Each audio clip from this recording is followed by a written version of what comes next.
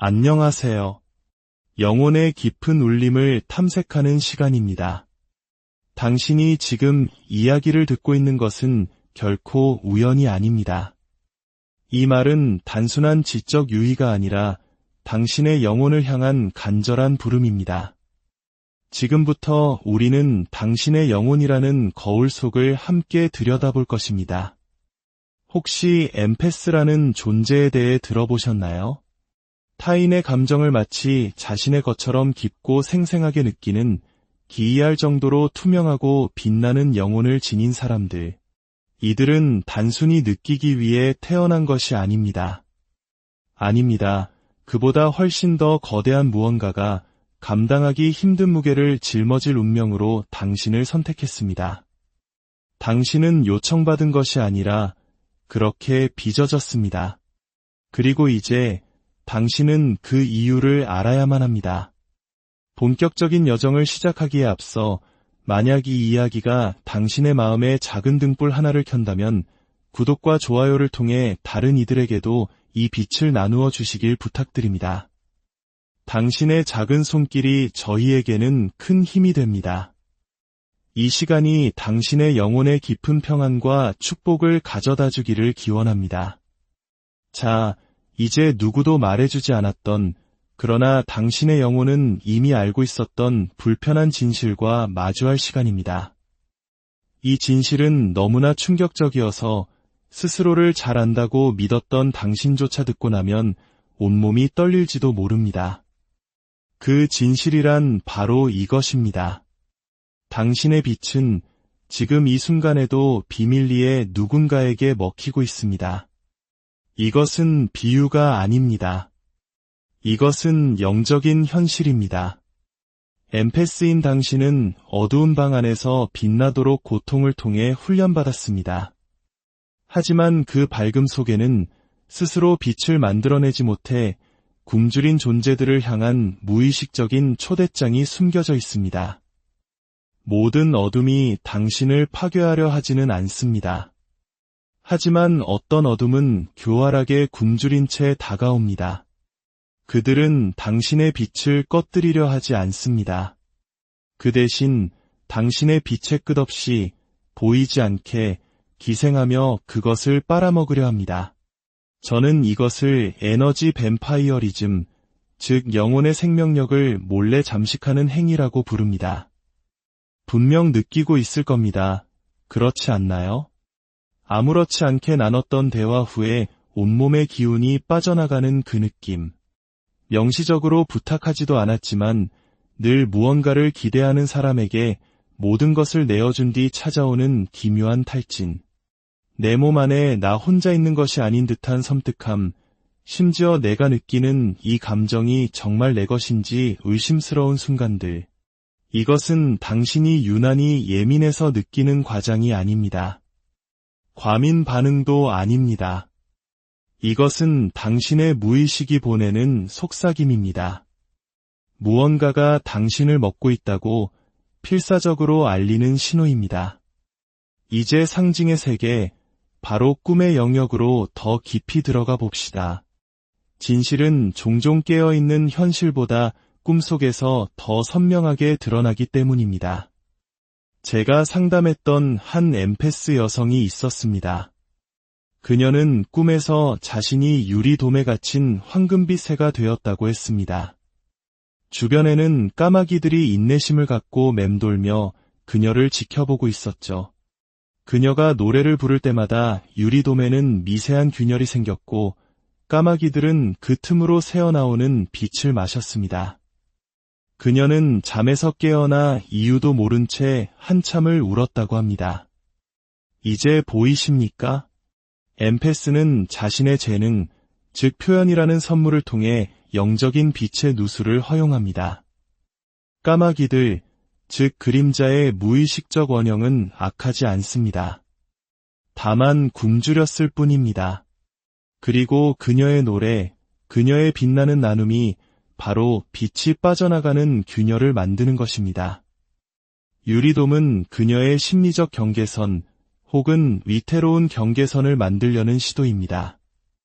엠페스는 종종 마음을 여는 것을 사랑과 착각합니다. 하지만 형태 없는 사랑은 신성한 것이 아니라 환상일 뿐입니다.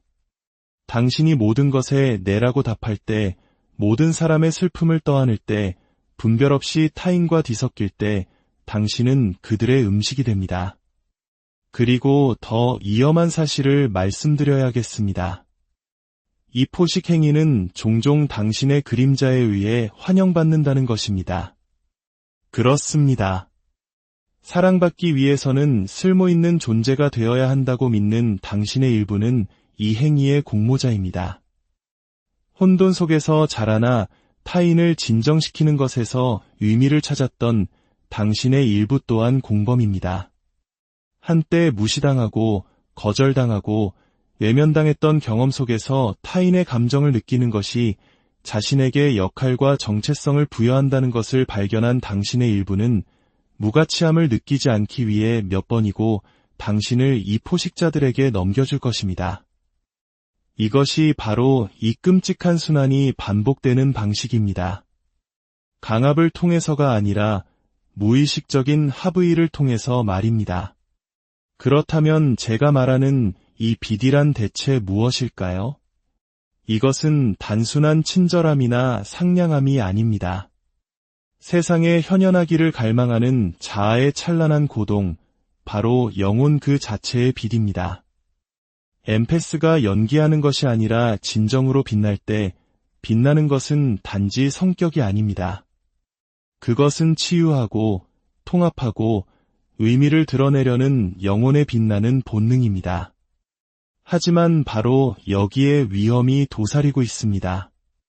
자신의 빛에 접근하지 못하는 사람들에게 당신의 빛은 너무나 매혹적입니다. 아직 통합되지 않은 인격에게 당신의 존재는 구원처럼 느껴집니다. 나르시시스트, 학대자, 조종자에게 당신의 빛은 인격이 아닌 에너지원일 뿐입니다. 그저 끌어다 쓰고 통제해야 할 자원인 것이죠. 그들은 감사와 함께 다가오지 않습니다. 그들은 무력함을 가장한 이야기, 애정으로 위장한 결핍, 이기로 둔갑한 혼돈을 가지고 당신에게 접근합니다. 그들은 말할 것입니다. 당신 없이는 아무것도 할 수 없어요. 그리고 당신은 그 말을 믿을 것입니다. 왜냐하면 당신의 원형적 상처는 바로 버림받음에 대한 깊은 두려움이기 때문입니다. 솔직하게 이야기해 봅시다. 당신은 아마도 모든 것을 너무 깊이 느꼈던 아이였을 겁니다. 말로 표현되지 않는 것들을 감지하고 부모님의 감정 상담사 역할을 자처했던 아이. 폭풍을 피하기 위해 뱃사람이 파도를 살피듯 항상 다른 사람의 기분을 예측하고 돛을 조절할 준비가 되어 있었던 아이. 그 아이는 엠페스가 된 것이 아닙니다. 그 아이는 너무 일찍 깨어나도록 강요당했을 뿐입니다. 그리고 이제 어른이 된 당신은 더 큰 몸을 가진 똑같은 아이입니다. 여전히 주변을 살피고 과도하게 애쓰고 충분히 다른 사람에게 맞추면 거절을 피할 수 있다고 믿습니다. 충분히 주기만 하면 곁에 남겨질 것이라고, 조용히 고통받으면 마침내 인정받을 것이라고 믿습니다. 하지만 이것이야말로 가장 오래된 배신입니다. 텅 빈 상태에서 더 많이 내어줄수록 당신은 더 많이 고갈되고 더 많이 고갈될수록 소진되는 것을 사명감으로 착각하게 됩니다. 부디 이해해야 합니다. 당신의 재능은 희생이 아닙니다. 당신의 감수성은 순교가 아닙니다. 당신의 직관은 다른 사람들이 잡아당기는 목줄이 아닙니다. 아무도 진정으로 받지 않는 것을 계속해서 준다면 당신은 고귀한 것이 아니라 소모되고 있는 것입니다. 만약 이 말이 당신을 두렵게 한다면 좋습니다. 그래야만 합니다. 당신의 빛이 무한한 샘물이 아니라는 것을 깨닫기 전까지 당신은 스스로 빛나는 법을 배우지 못한 사람들만 계속해서 끌어당길 것입니다. 당신의 공감만을 원하고 당신의 진실은 원치 않는 상처 입은 사람들과 계속 연애할 것입니다. 당신을 우상화하다가 결국 당신을 원망하게 될 무너진 사람들과 계속 친구가 될 것입니다. 당신의 마법 같다고 말하다가 당신을 완전히 고갈시킨 뒤 자신의 갈증을 당신 탓으로 돌릴 미성숙한 사람들을 계속 돌볼 것입니다. 그리고 당신은 이것을 사랑이라 부르겠지만 이것은 소유입니다. 악마에게 씌인 것이 아닙니다. 아닙니다. 당신은 무가치함, 구원자 콤플렉스, 희생적 정체성이라는 고대의 원형에 사로잡혀 있습니다. 그것들은 당신의 정신에 기생충처럼 식민지를 건설했습니다. 엠페스의 자아는 종종 자신이 너무 많은 것을 느끼기 때문에 그림자 위에 있다고 믿습니다. 더 많이 고통받기에 더 많이 안다고 착각합니다. 더 깊이 사랑한다고 믿습니다. 하지만 이것은 환상입니다. 엠페스의 그림자는 바로 온전함을 희생해서라도 필요한 존재가 되고 싶어하는 욕구입니다. 그래서 당신은 스스로를 착취당하도록 내버려 둡니다. 당신이 약해서가 아니라 당신의 정체성이 바로 이 역학관계와 뒤얽혀 있기 때문입니다. 포식자들, 이용자들, 약탈자들만의 잘못이 아닙니다. 그들은 오직 당신이 열어둔 문으로만 들어옵니다. 저는 당신을 비난하기 위해 이 말을 하는 것이 아닙니다. 당신을 깨우기 위함입니다. 당신은 단지 빛이 아닙니다. 당신은 그 빛의 수호자이기도 합니다. 이제 선택의 시간이 왔습니다. 사랑받을 것이라는 막연한 희망 속에 계속해서 당신의 영혼을 흘려보내시겠습니까? 아니면 마침내 당신 자신의 어둠을 통합하고 당신 안에 있는 신성한 것을 보호하는 법을 배우시겠습니까? 당신의 빛이 보호받지 못하면 다른 사람들이 쓸 수 있는 화폐가 되어버리고 시간이 지나면 당신은 그것이 원래 당신의 것이었다는 사실조차 잊게 됩니다. 무의식은 성자와 노예, 조력자와 인지를 도덕적으로 구분하지 않습니다. 오직 에너지, 패턴, 반복만을 볼 뿐입니다. 당신이 과도하게 주고, 과도하게 느끼고, 과도하게 확장하는 동일한 패턴을 반복할 때 무의식은 그것이 온전함으로 가는 길이라고 가정합니다. 하지만 당신이 다른 사람들을 따뜻하게 하기 위해 당신의 영혼을 태우고 있다는 사실은 보지 못합니다. 이 구조의 기저에는 상처 입은 치유자라는 원형이 있습니다. 자신의 상처만 빼고 모든 상처를 치유할 수 있었던 켄타우로스, 케이론의 신화처럼 말입니다. 그의 고통은 그를 현명하게 만들었지만 동시에 외롭게 만들었습니다. 수많은 엠페스들이 바로 이 패턴을 지니고 살아갑니다. 당신은 타인의 망가짐을 이해하는 데는 뛰어나지만 정작 자신 안의 균열에는 눈을 감습니다. 왜일까요? 당신의 상처를 직면하는 것은 빛을 안으로 돌려 당신 자신의 채워지지 않은 욕구, 슬픔, 선택받지 못하고 보호받지 못하고 이해받지 못했던 것에 대한 분노의 깊이를 발견하는 것을 의미하기 때문입니다. 사랑은 쟁취해야만 하는 것이라고 아직도 믿고 있는 당신 안의 어린아이와 마주 앉는 것보다 다른 사람을 치유하는 것이 훨씬 쉽지 않습니까? 하지만 당신의 치유는 투사를 통해 이루어질 수 없습니다. 다른 상처 입은 남자를 사랑한다고 해서 당신의 아버지를 구원할 수 없습니다. 친구들을 구출한다고 해서 당신의 어머니를 구원할 수 없습니다. 감정적으로 교감할 수 없는 사람들에게 연민을 베푸는 행위로 당신의 어린 시절을 다시 쓸 수는 없습니다. 치유는 소속감을 얻기 위해 스스로를 버리는 것을 멈출 때 시작됩니다. 공감은 신성합니다. 그렇습니다. 하지만 신성한 것은 반드시 지켜져야 합니다. 고대 신전에서는 오직 대사제만이 지성소에 접근할 수 있었습니다. 왜였을까요? 신성한 것이 위험해서가 아니라 준비되지 않은 자들은 자신이 이해하지 못하는 것을 만질 자격이 없었기 때문입니다. 하지만 사랑하는 엠페스여, 당신에게는 문지기가 없습니다. 슬픈 사람이든 미소 짓는 사람이든 아첨하는 사람이든 누구든 당신의 성소로 들어오도록 허락합니다. 당신은 개방을 깨달음과 혼동합니다. 그러나 진정한 영적 성숙은 경계가 없는 것이 아니라 분별하는 것입니다. 분별력. 이것이 바로 엠페스가 잃어버린 미덕입니다. 느끼면서도 아니오라고 말할 수 있는 능력, 고통을 목격하되 흡수하지 않는 능력, 공간을 내어주되 그 안에서 용해되지 않는 능력, 이것이 바로 치유자와 인지를 구분하는 기준입니다.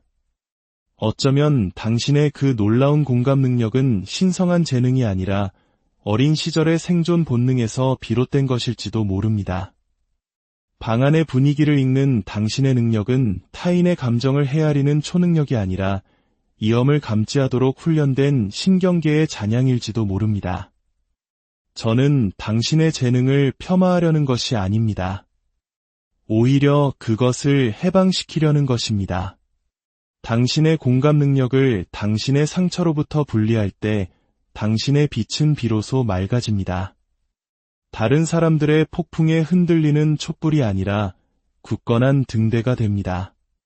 비패가 아니라 신성한 재물이 됩니다.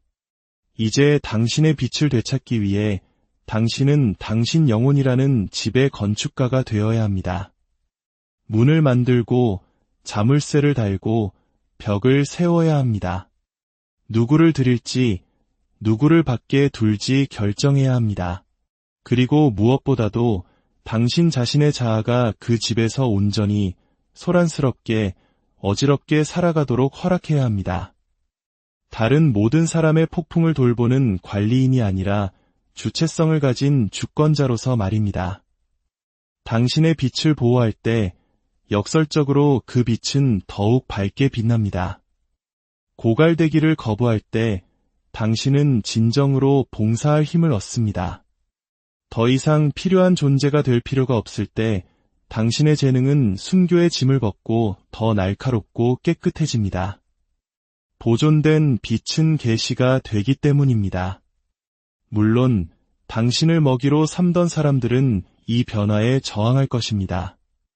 당신이 차가워졌다고, 변했다고, 이기적이라고 말할 것입니다. 마침내 자신을 사랑하게 된 당신을 잔인하다고 부를 것입니다. 그렇게 두십시오. 그들의 불편함은 당신의 짐이 아닙니다. 그것은 힘의 역학이 바뀌고 있다는 신호일 뿐입니다. 만약 당신이 이 패턴을 바꾸지 않는다면 언젠가 그 패턴이 당신을 집어삼킬 것입니다. 아니오라고 말하지 못하는 엠페스는 결국 쓰라림과 분노에 차 알아볼 수 없는 존재가 되어 잠에서 깨어납니다. 악해서가 아니라 자신의 빛이 재충전 없이 끝없이 주어지도록 설계되지 않았기 때문입니다. 저는 당신이 그렇게 되기를 원치 않습니다. 저는 당신이 찬란하기를, 지혜롭기를 바랍니다. 당신의 빛이 희생이 아닌 자발적인 봉헌이 되기를 바랍니다. 하지만 그러기 위해서는 먼저 당신이 다른 사람들 속에 흩뿌려 놓은 자신의 조각들을 다시 모아야 합니다. 누군가의 기분을 좋게 해주기 위해 내어준 웃음, 갈등을 피하기 위해 포기한 평화, 당신을 돌보지 않은 누군가를 돌보기 위해 묻어버린 꿈들. 그 모든 것을 다시 불러 모으십시오. 당신은 스펀지가 아닙니다. 거울도 아닙니다. 누군가의 공허함을 채우기 위한 치료제도 아닙니다. 당신은 영혼이며 영혼은 결코 소모되기 위해 창조되지 않았습니다. 당신이 겪는 만성적인 피로는 게으름이 아닙니다. 그것은 영혼의 고갈입니다. 가슴을 죄어오는 불안은 무작위적인 것이 아닙니다. 그것은 다른 사람들의 상처 속으로 당신의 정수를 그만 흘려보내라고 절규하는 방치된 당신 자아의 외침입니다. 당신은 세상의 모든 사람이 될 필요가 없습니다. 당신은 당신 자신의 신전이 되도록 부름받았습니다. 세상이 스스로를 지탱하는 법을 배우게 하십시오. 약탈자들이 스스로의 저수지를 찾게 하십시오. 나르시시스트들이 당신의 빚 없이는 스스로 무너지게 내버려 두십시오. 그리고 당신 자신은 누구도 구하지 않고 고요함 속에 앉아 있으십시오. 오직 그때에만 당신은 느낄 것입니다. 당신 영혼의 고동을. 처음에는 소음 아래 희미한 메아리처럼 미미할 것입니다. 하지만 귀를 기울이면 그 소리는 점점 커집니다. 어디로 가야 할지, 누구를 믿어야 할지, 무엇에 네라고 답하고 무엇으로부터 돌아서야 할지를 알려줄 것입니다. 이것이 마침내 당신에게 돌아온 짐이 아닌 나침반으로서의, 순교가 아닌 내적 정렬로서의 당신의 진정한 공감 능력입니다. 이제 당신은 낯설지만 부인할 수 없는 기쁨을 느끼기 시작할 것입니다. 다른 사람을 기쁘게 해서 오는 기쁨이 아닌 필요한 존재가 됨으로써 느끼는 희열이 아닌 그저 온전하게 존재하는 것, 내 몸 안에서 집처럼 편안한 것에서 오는 조용하고 뿌리 깊은 기쁨. 이것이 당신에게 주어진 유산입니다. 하지만 먼저 당신은 그것을 지켜야 합니다. 당신의 영혼을 아니오라는 신성한 건축물로 둘러싸야 합니다. 지금은 안 돼, 더 이상은 안 돼, 라고 말해야 합니다. 구조 없는 사랑은 혼돈이며 분별력 없는 공감은 자기 유기이기 때문입니다. 이것은 끝이 아니라 당신 자신에게로의 귀환입니다. 인정받으려 애쓰지 않는 빛으로의 귀환, 나눔 아래에 있는 고요함으로의 귀환. 그리고 기억하십시오. 당신은 모든 이의 고통을 흡수하기 위해 여기에 있는 것이 아닙니다. 당신은 누구의 구원자도 아니라는 진실을 체화함으로써 그 고통을 변형시키기 위해 여기에 있습니다. 그러니 이제 오랫동안 다른 이들의 먹이가 되어왔던 당신이여, 먹잇감이 아닌 불꽃으로 일어나십시오. 당신의 빛은 더 이상 음식이 아닙니다. 그것은 불꽃입니다. 그 불꽃이 타오르게 하십시오. 그 불꽃이 당신을 지키게 하십시오. 그 불꽃이 세상을 축복하게 하십시오. 그리고 무엇보다 그 불꽃이 온전히